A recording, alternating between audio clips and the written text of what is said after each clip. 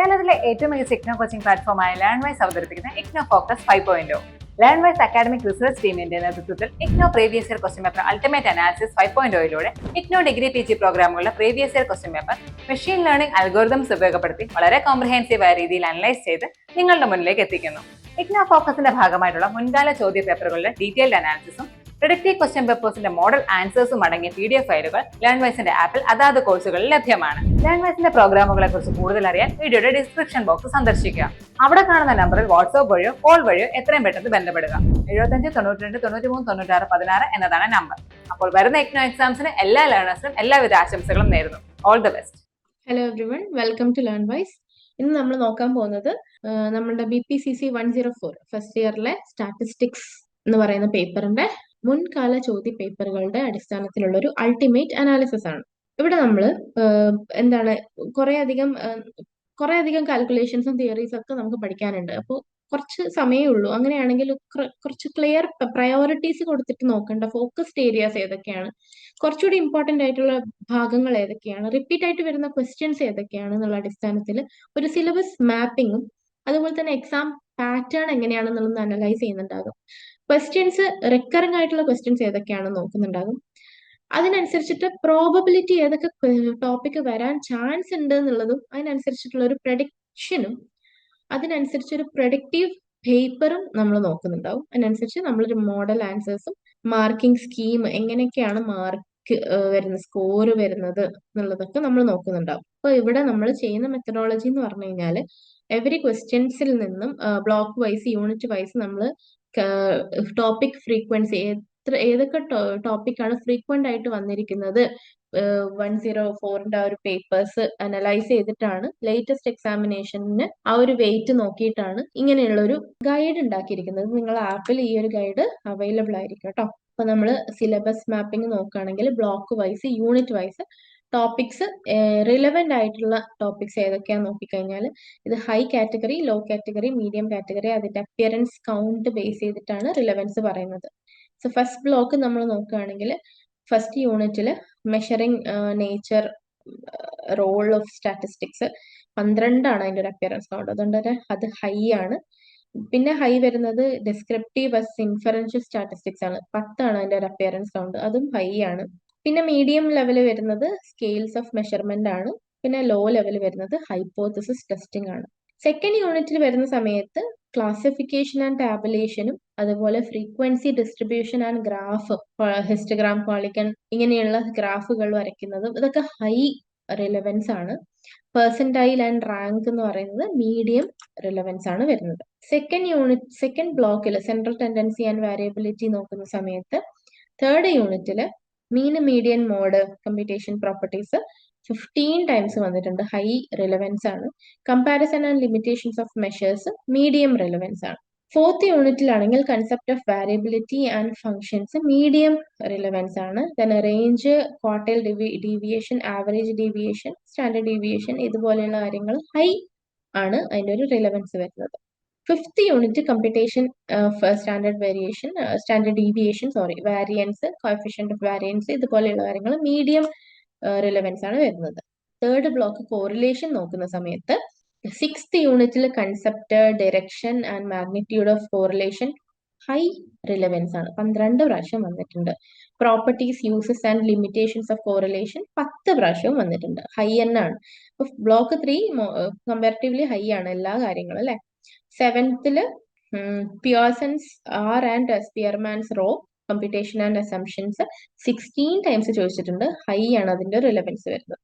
Fourth block normal probability ഡിസ്ട്രിബ്യൂഷനിൽ 8th unit probability and concept of normal distribution 8 times ആണ് ചോദിച്ചിരിക്കുന്നത്, medium relevance ആണ്. Standard scores z score and their uses 11 times ചോദിച്ചിട്ടുണ്ട്, high relevance ആണ്.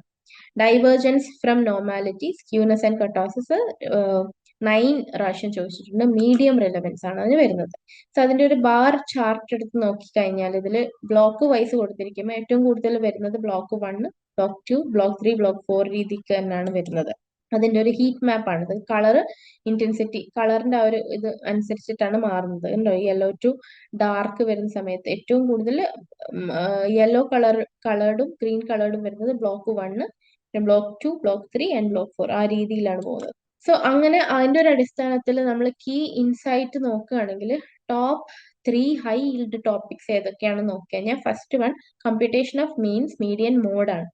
അപ്പൊ every ടിഇഇയിലെ 2020-25 വരെ നോക്കിക്കഴിയുമ്പോൾ എല്ലായിടത്തും തിയറി ആൻഡ് കമ്പ്യൂട്ടേഷൻ വരുന്നുണ്ട്. Second one correlation, Pearson r and Spearman rho numerically ചോദിച്ചിട്ടുണ്ട് ആൾട്ടർനേറ്റ് പേപ്പറിൽ. ഇപ്പം ആൾട്ടർനേറ്റ് പേപ്പറിലായിട്ട് ചോദിക്കുന്നുണ്ട്. അതുപോലെ തന്നെ third standard deviation and variability measures. പിന്നെ കോംപ്രഹെൻസീവ് എക്സാം പാറ്റേൺ അനാലിസിസ് നോക്കുന്ന സമയത്ത് നമുക്ക് ഓട്ടോമാറ്റിക് ക്വസ്റ്റ്യൻ ടൈപ്പ് ആണ് വരുന്നത്.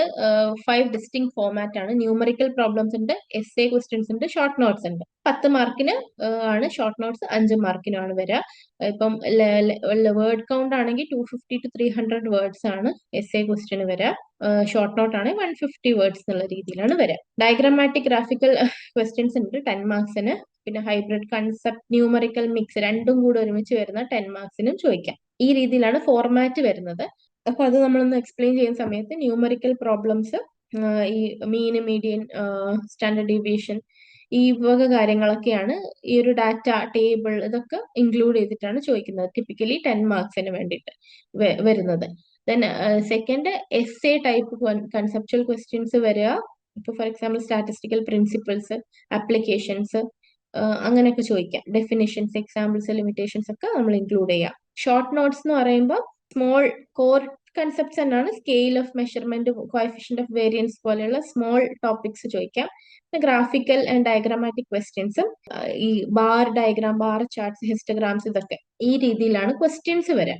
ഇനി അതിന്റെ മാർക്ക് ഡിസ്ട്രിബ്യൂഷൻ അനാലിസിസ് നോക്കുകയാണെങ്കിൽ ഫസ്റ്റ് ബ്ലോക്കിൽ introduction and data presentation average marks പേപ്പറിൽ വരികയാണെങ്കിൽ ഒരു പേപ്പറിൽ 12 ആണ് അതിന്റെ ഒരു ആവറേജ്. അപ്പൊ ടോട്ടൽ ഷെയർ എന്ന് പറയുന്നത് 24% ആണ്. അപ്പൊ ഇതിൽ ഏറ്റവും കൂടുതൽ വരുന്നത് നോക്കിക്കഴിഞ്ഞാൽ ബ്ലോക്ക് 3 ആണ് അല്ലെ.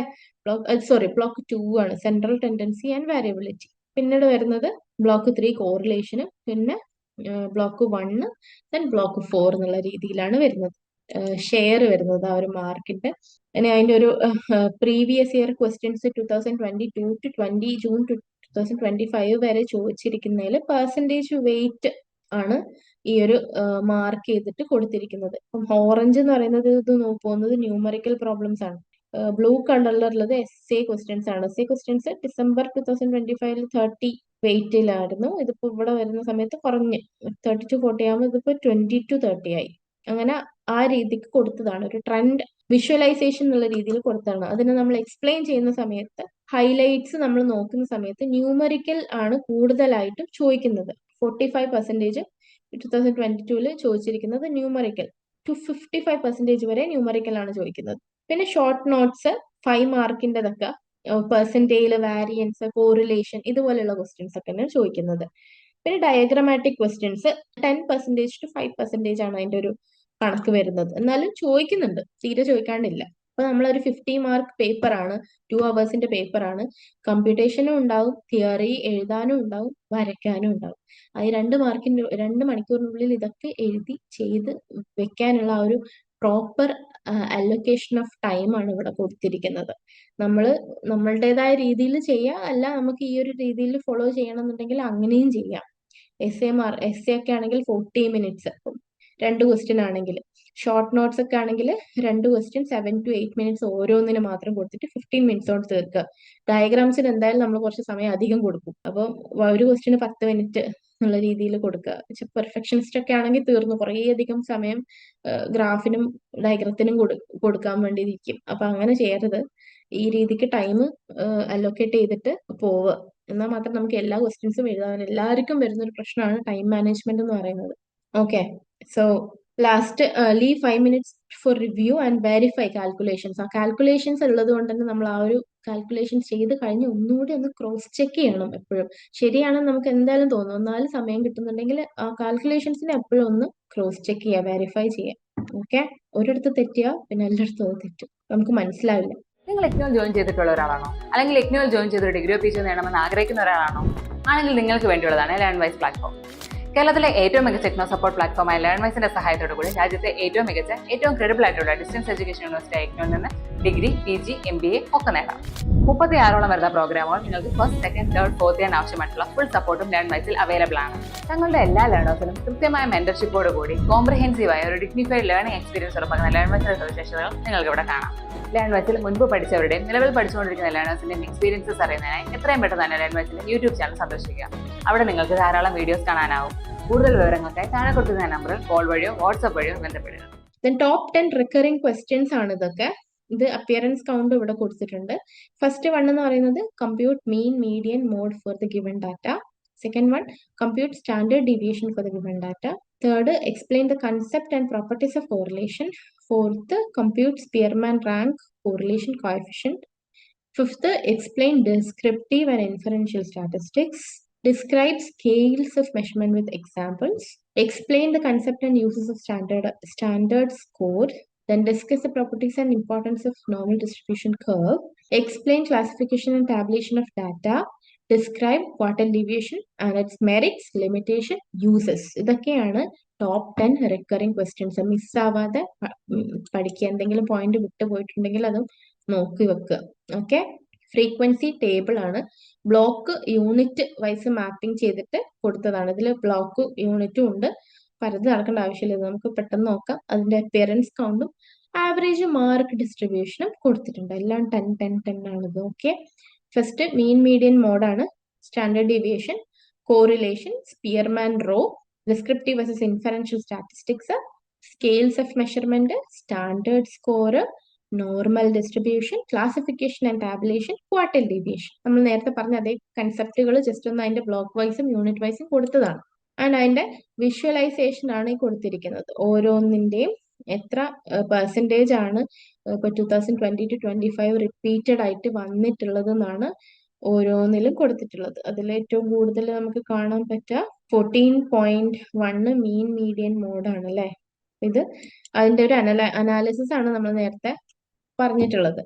ദെൻ ഇന്റർപ്രിട്ടേഷൻ നോക്കുന്ന സമയത്ത് nearly 70% of the total exam last TEE 10 IGNOU questions IGNOU നമ്മളുടെ എക്സാമിന്റെ ക്വസ്റ്റ്യൻസിന്റെ അടിസ്ഥാനത്തിൽ കൊടുത്തിരിക്കുന്ന കണ്ടന്റുകളാണ് നമ്മളിപ്പം ഡിസ്കസ് ചെയ്തിരിക്കുന്നത്. അപ്പൊ ഇതിൽ time repetition, cross block linking, ഇതുപോലെ എന്താ പറയാ ന്യൂമറിക്കൽസ് ഏതൊക്കെയാണ് വരുന്നത്, മീൻ മീഡിയൻ, മീൻ സ്റ്റാൻഡേർഡ് ഡീവിയേഷൻ, ഈ വക കാര്യങ്ങളൊക്കെ. പിന്നെ കോൺഫിഡൻസ് ബിൽഡിംഗ്. അപ്പം എങ്ങനെയൊക്കെയാണ് ഈ ഒരു 5 ഹൈ ഈൽഡ് ഐറ്റംസ്, ഇത്രയൊക്കെയാണ് നമ്മൾ നേരത്തെ ഡിസ്കസ് ചെയ്ത ഭാഗങ്ങൾ പഠിച്ചെടുക്കുക. അതൊന്നും എന്തായാലും വിട്ടുപോകാതെ പഠിക്കുക എന്നുള്ളതാണ്. മിസ്സാവാതെ പഠിക്കുക. അതിലുള്ള പോയിന്റ്സുകളൊക്കെ നോട്ട് ചെയ്തെടുക്കുക. ദെൻ ആ ഒരു പ്രഡിക്ഷൻ അനാലിസിസ് നോക്കുകയാണെങ്കിൽ നെക്സ്റ്റ് എക്സാമിന് വരാൻ ചാൻസ് ഉള്ള ഭാഗങ്ങൾ എന്നുള്ള രീതിയിൽ പ്രഡിക്റ്റീവ് മെട്രിക്സ് ടേബിൾ നോക്കുകയാണ്, പ്രോബബിലിറ്റി മെട്രിക്സ് ടേബിൾ നോക്കുകയാണെങ്കിൽ ഫസ്റ്റില് ബ്ലോക്ക് 1 നമ്മൾ നേരത്തെ പറഞ്ഞ പോലെ topic meaning role and scales of measurement probability 60% ആണ് മീഡിയം കാറ്റഗറിയിൽ വരുന്നതാണ്. ഓക്കെ. അത് ബിക്കോസ് അതിന്റെ ഒരു ജസ്റ്റിഫിക്കേഷൻ ആണ് ഇവിടെ കൊടുത്തിരിക്കുന്നത്. ഏതൊക്കെ എക്സാമിനാണ് വന്നിരിക്കുന്നത്. 10 ടേം ആൻഡ് എക്സാമിനേഷൻ എടുത്തു കഴിഞ്ഞാൽ അതിൽ 6 പ്രാവശ്യവും ചോദിച്ചിട്ടുണ്ട്. ഫസ്റ്റ് ക്വസ്റ്റ്യൻസ് ആയിട്ടാണ് ചോദിക്കുന്നത്. ഫസ്റ്റ് സെക്കൻഡ് ക്വസ്റ്റ്യൻസ് ജസ്റ്റിഫിക്കേഷൻ ആണ് ഇവിടെ കൊടുത്തിരിക്കുന്നത്. ഓരോ ബ്ലോക്കിലുള്ള ഓരോ ടോപ്പിക്സ് ആണ്, യൂണിറ്റിലുള്ള ടോപ്പിക്സ് ആണ് കൊടുത്തിരിക്കുന്നത്. അത് classification and tabulation of data. Next medium category ആണ്. മീൻ മീഡിയൻ മോഡ് 90% ആണ്, ഹൈ കാറ്റഗറി ആണ്. Then validity range, variability range, QD and AD 70 high കാറ്റഗറിയാണ്. അപ്പൊ ഇതിൽ ഹൈ വരുന്നത് ആദ്യം എന്തായാലും അത് നോക്കി പഠിച്ചിരിക്കാം. ബാക്കിയുള്ളതും പഠിക്കാം. ഇതിലും ബ്ലോക്ക് 2 സ്റ്റാൻഡേർഡ് ഡീവിയേഷൻ വാരിയൻസ് 85 ആണ് അതിന്റെ ഒരു പെർസെൻറ്റേജ്. അതും ഹൈ ആണ്, റെഗുലർ ആയിട്ട് ചോദിക്കുന്ന ക്വസ്റ്റ്യൻ ആണ്. പിന്നെ തേർഡ് ബ്ലോക്കിൽ concept properties and uses of correlation 80 ആണ്, ഹൈ ആണ് അതും വരുന്നത്. ദെൻ തേർഡ് ബ്ലോക്കിൽ സ്പിയർമാൻസ് റാങ്ക് കോറിലേഷൻ 78 ആണ്, ഹൈ ആണ് വരുന്നത്. Normal distribution and z score high category ആണ്. Divergence from normality, skewness and kurtosis 55 ആണ്, മീഡിയം കാറ്റഗറി ആണ്. Descriptive versus inferential statistics 65 medium category ആണ്. അതിന്റെ ഒരു ക്രൈറ്റീരിയ ആണ് കൊടുത്തിരിക്കുന്നത് കേട്ടോ. ദെൻ അതുകൊണ്ട് തന്നെ നമ്മൾ ഒരു പ്രയോറിറ്റി സ്റ്റഡി ലിസ്റ്റ് നോക്കുന്ന സമയത്ത് ഹൈ പ്രോബബിലിറ്റി വരുന്നത് ഈ mean median mode, standard deviation, correlation, Spearman's rho, normal distribution, ഈ വക കാര്യങ്ങളൊക്കെയാണ്. അത് പ്രാക്ടീസ് ചെയ്യുക. അറ്റ്ലീസ്റ്റ് ന്യൂമറിക്കൽസ് ഒക്കെ എക്സാമ്പിൾസ് വെച്ചിട്ടൊക്കെ നമുക്ക് ഇതുണ്ടല്ലോ വർക്ക്ഷീറ്റ്, അത് വെച്ചിട്ട് ചെയ്യുക, റീകോൾ ചെയ്യുക, എന്നിട്ട് ഒരു ഫോർമുലാസ് ഒക്കെ ഒരു ഷീറ്റിൽ എഴുതി വെച്ചിട്ട് പഠിക്കാൻ നോക്കുക.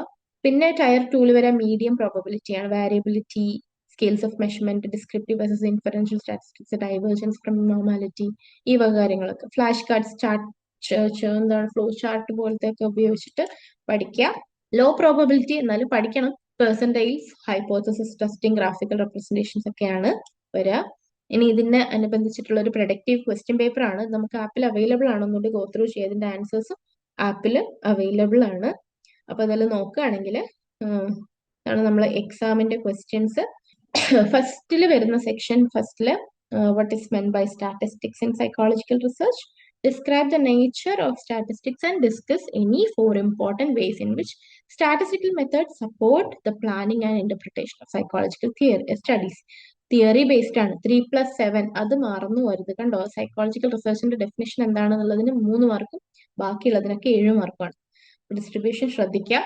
പിന്നെ രണ്ടാമത്തത്, for the following set of test scores obtained on a motivation scale, obtain mean, median, mode. ഇപ്പൊ സീരീസ് ഗ്രൂപ്പുകളൊന്നും അല്ല ഉള്ളത്. ഇപ്പൊ നമുക്ക് മീൻ, മീഡിയൻ, മോഡ് കണ്ടുപിടിക്കുക എന്നുള്ളത് മാത്രമേ ഉള്ളൂ. 10 മാർക്കിനാണ്. Then explain the concept of variability in a distribution of psychological scores. Why is it not sufficient to report only the mean? ഒന്ന് എ. പിന്നെ B, the following values present anxiety scores of 10 participants. അതിന്റെ standard deviation കണ്ടുപിടിക്കാനാണ് വരുന്നത്. 4+6 ആണ് അതിന്റെ ഒരു distribution വരുന്നത്. Then ഈ questions exam പോലെ ഒന്ന് പ്രാക്ടീസ് ചെയ്ത് നോക്കുക കേട്ടോ. നാലാമത്, describe the steps involve in constructing A grouped frequency distribution for a set of test score obtained in an experiment.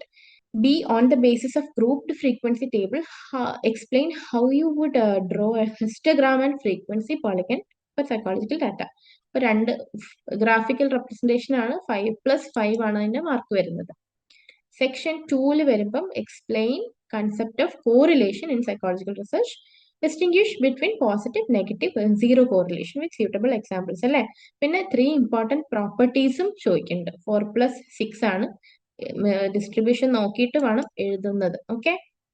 Then using Spearman rank order method, compute coefficient of correlation between rank assigned change the performance of 10 students in a memory test. Group wise ആണ് ചോദിച്ചിരിക്കുന്നത്. Judge A, judge B. 10 marks ആണ് അതിനും വരുന്നത്. 7th one, A, discuss the main characteristics of normal probability distribution as it applies to psychological test score. Briefly explain skewness and kurtosis indicate divergence from normality. ഇതൊക്കെ നമ്മൾ നേരത്തെ important ആയിട്ട് പറഞ്ഞ areas തന്നെയാണ് വന്നിരിക്കുന്നത്. ക്വസ്റ്റ്യൻ കൊടുത്തിരിക്കുന്നത്. നമ്മളിത് എന്തായാലും ഇതിലൊക്കെ ചാൻസസ് വരാൻ ചാൻസ് ഉള്ള ക്വസ്റ്റ്യൻസ് തന്നെയാണ്. Okay, then 8th one, what is a standard score? A Z-score. Explain any 3 important properties of Z-score. B, in a distribution of examination scores with mean 60 and standard deviation 8, convert row scores 44, 60 and 76 into Z-scores. Interpret each results into one sentence. അതിൻ്റെയും 4+6 എന്നുള്ള രീതിയിലാണ് കൊടുത്തിരിക്കുന്നത്. Okay, ഫസ്റ്റത്തിന് 4ഉം പിന്നെ 6ഉം കമ്പ്യൂട്ടേഷന് 6ഉം കൊടുത്തിരിക്കുന്നുണ്ട്. So അത്രയാണ് നിങ്ങളെ ഒരു question paper. നല്ല വൃത്തിയിൽ പ്രാക്ടീസ് ചെയ്യുക. എസ്പെഷ്യലി കമ്പ്യൂട്ടേഷന് വരുന്ന സമയത്ത് എപ്പോഴും വെരിഫൈ ചെയ്യുക. And all the best for your examination. Thank you. വീട്ടിലിരുന്ന് ഡിഗ്രി PG പഠിക്കാം. ഇന്ത്യയിലെ ഏറ്റവും മികച്ച ഇഗ്നോ സപ്പോർട്ട് പ്ലാറ്റ്ഫോമായ ലേൺവൈസിന്റെ സഹായത്തോടെ രാജ്യത്തെ ഏറ്റവും മികച്ച ഡിസ്റ്റൻസ് എഡ്യൂക്കേഷൻ യൂണിവേഴ്സിറ്റിയായ ഇഗ്നോയിൽ നിന്നും ഡിഗ്രി അല്ലെങ്കിൽ PG നേടാം. കൂടുതൽ വിവരങ്ങൾക്കായി എത്രയും പെട്ടെന്ന് സ്ക്രീനിൽ കാണുന്ന നമ്പറിൽ വാട്സ്ആപ്പ് വഴിയോ കോൾ വഴിയോ ബന്ധപ്പെടുക.